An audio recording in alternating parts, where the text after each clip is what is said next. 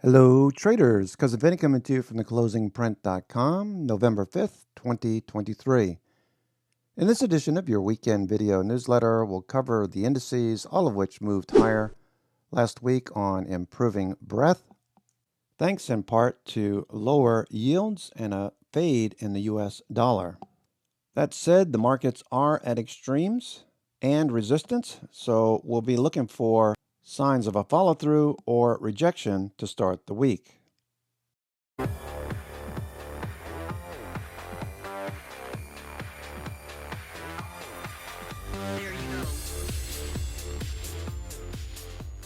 Starting on Monday of last week, we had good reason to believe the markets would move higher, with stochastics about to fire and MACD turning and about to cross.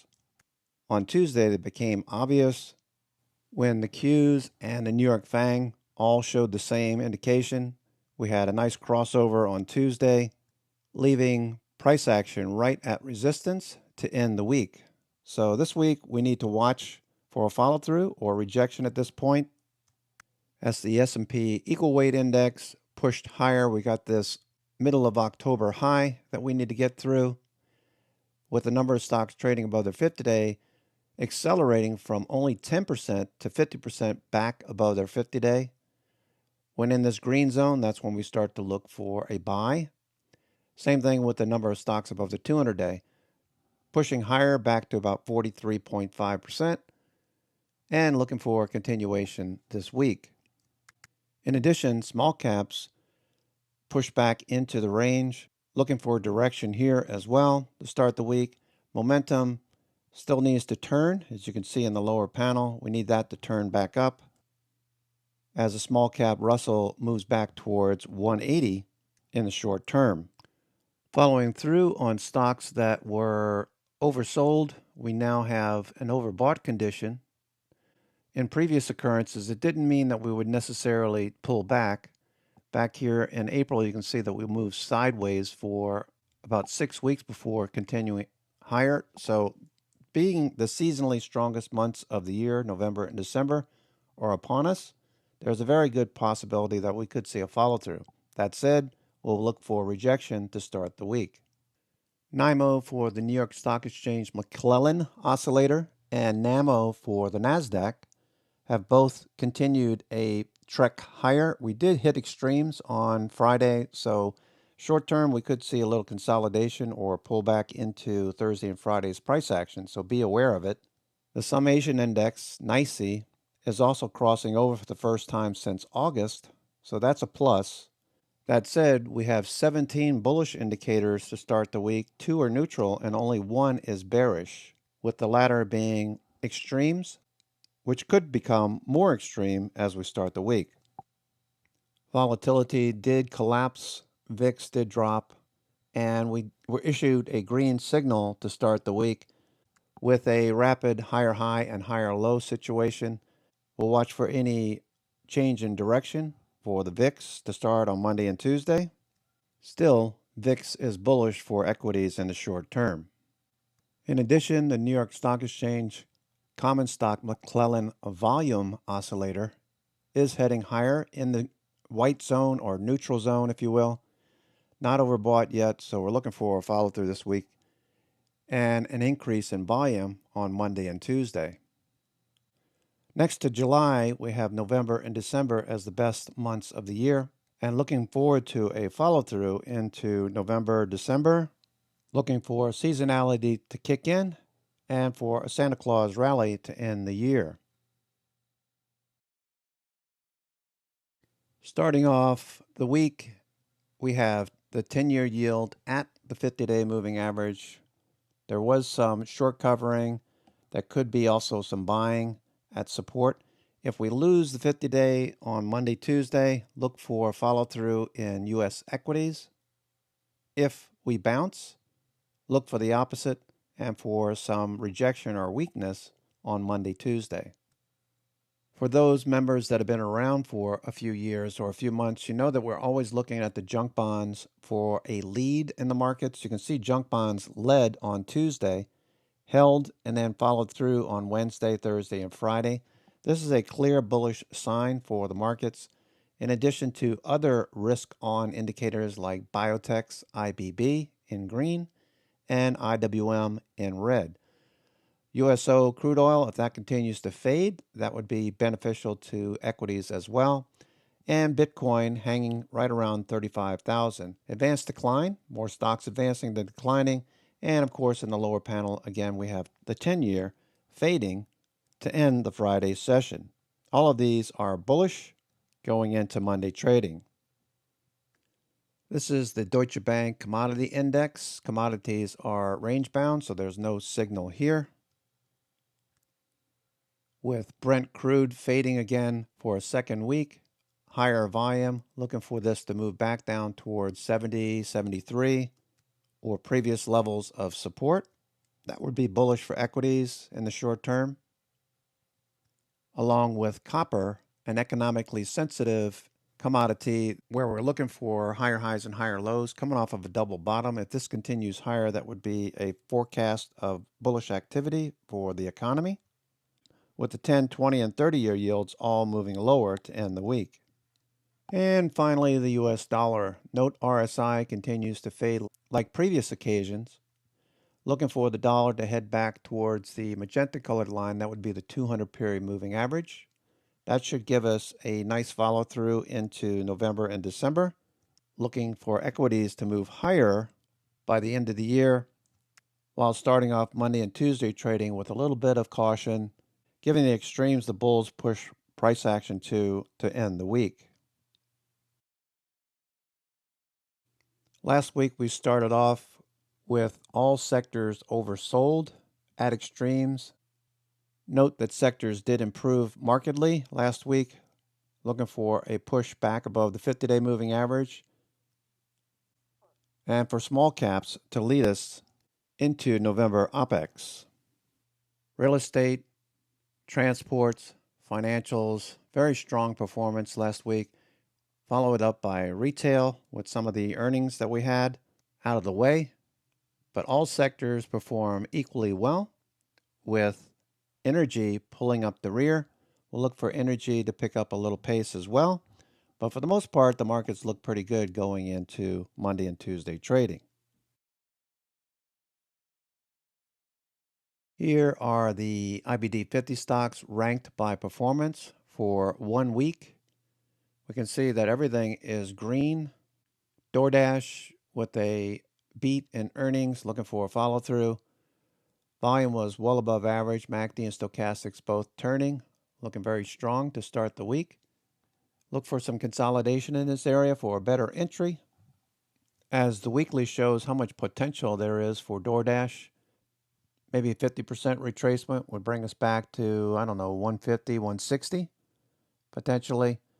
Volume starting to pick up, so we want to see multiple weeks of buying volume. That would be indicative of institutions for DoorDash. DraftKings also had strong earnings, big breakout, looking for a follow-through, volume well above average. Adobe beat marginally, but revenue growth, with revenue growing 10.3% year over year, looking for a breakout of this range. If it does break out, that'll indicate that institutions are continuing their buying spree. MACD and stochastics are both moving higher. Appfolio, another IBD 50 name, relatively low volume trading stock, but the company did beat by 225%, with revenue growing 32.27% year over year, with earnings growth of 316%. If Appfolio does break out, watch the weekly time frame and use the depth of this cup and handle, about 100 points on top of this, for a measured move. Even if you take 25, 30 points in the short term, this would be a decent potential trade. Most importantly, keep an eye on volume. You want to see institutions picking up shares, as the stock potentially could see new 52-week and all-time highs. Axon Enterprises, after the close on Tuesday, record of beating earnings, last time 1,393%, while revenue growth was 31.16 on a year-over-year basis. The company is a global leader in connected public safety technologies, providing body cameras for U.S. public safety to provide more transparency and accountability to communities in the current social environment. Braze Inc. has been on the IBD 50 on and off for the last 6 months or so. Very strong price action, looking for a breakout, looking for volume and stochastics MACD to continue higher. Last report, they beat expectations by 58.3%, while revenue growth was 33.64%. Looking for Braze to continue higher, along with many stocks that are showing the same condition with stochastics and MACD turning higher. CrowdStrike reports again on November 28th. Many of the cybersecurity stocks continued higher last week. Make sure you check out CyberArk and Qualys. Most of them are moving higher, with CyberArk breaking higher last week on revenue growth of 25% year over year. The company beat expectations by 50% when it reported on Thursday last week. Same condition, RSI rising, price, volume, MACD, and stochastics all pointing in a bullish direction. Qualys also reporting on Thursday last week, beating by 20.8% and revenue growing 13% year over year. Nice bullish volume, above 1 million shares traded on Friday. Look for a little flag or consolidation. Same condition here, RSI rising, volume increasing, MACD crossing, and stochastics firing from above 20, indicating we'll see a follow-through potentially in the weeks to come. DraftKings pounced on Friday. I believe Stephen was looking at it on Thursday before the pop.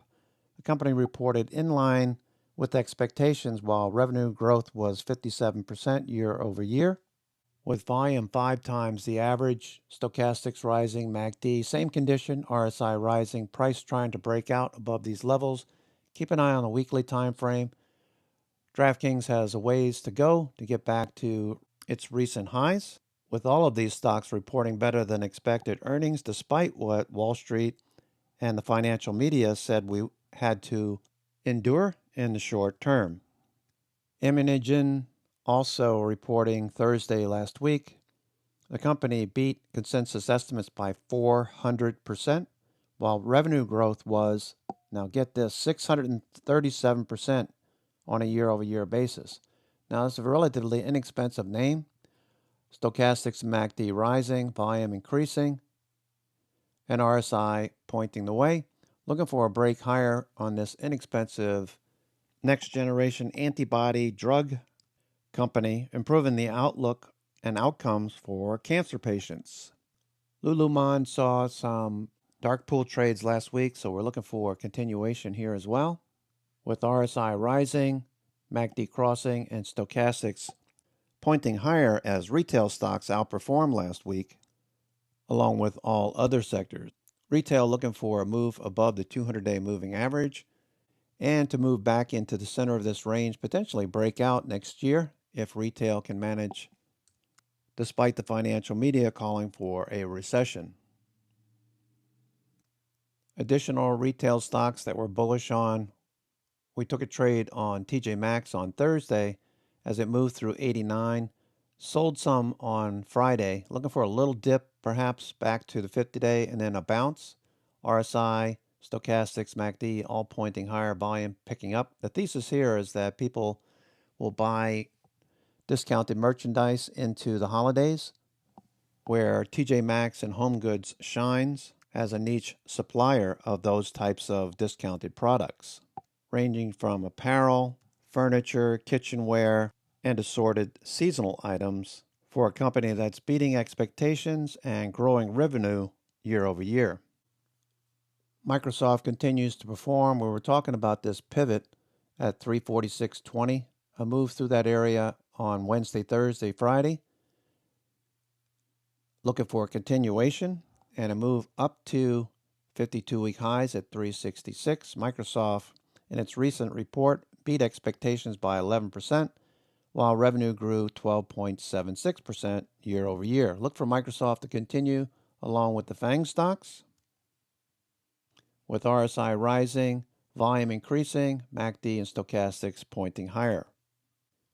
Additional stocks that funds are buying, like Aflac, followed through last week. This is a list that IBD puts together. Amazon on the list, volume picking up, institutions buying Amazon. Blackstone, BX, nice crossover, stochastics rising, volume increasing, RSI pushing through 50. Electronic Arts with a follow-through, funds buying these names, RSI, stochastics, MACD all turned higher. With Microsoft on that list as well. Note the volume on Microsoft. Funds buying Microsoft, pretty obvious. Price action following through after a shallow cup forming. Look for a handle around 366. Oracle in that list, volume picking up, stochastics, MACD rising, following through with expectations that Oracle will capitalize on the AI technology and database, middleware software, application software, and cloud infrastructure, hardware systems, including servers, storage, and networking products and related services for the AI revolution. We'll be looking for Oracle to continue and test the 50-day this week. RSI rising, MACD, stochastic, all pointing higher. Palantir also on that list, a software company that builds enterprise data platforms used by organizations with complex and sensitive data environments. Palantir had a nice Thursday and Friday pop on volume, MACD and stochastics rising. Inline expectations, but revenue growing 16.8% in its most recent report last Thursday in the pre-market. Okay, traders, that's going to do it for me. This is Cousin Vinny coming to you from theclosingprint.com, November 5th, 2023. I'll send out a watch list later tonight around 12 midnight on the East Coast, around 9 o'clock on the West Coast. All of these are set up with stochastics MACD turning more bullish in the short term, despite the fact that the markets are a bit extreme.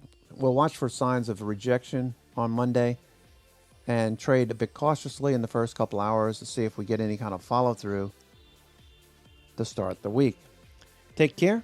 We'll see you in the morning. Ciao.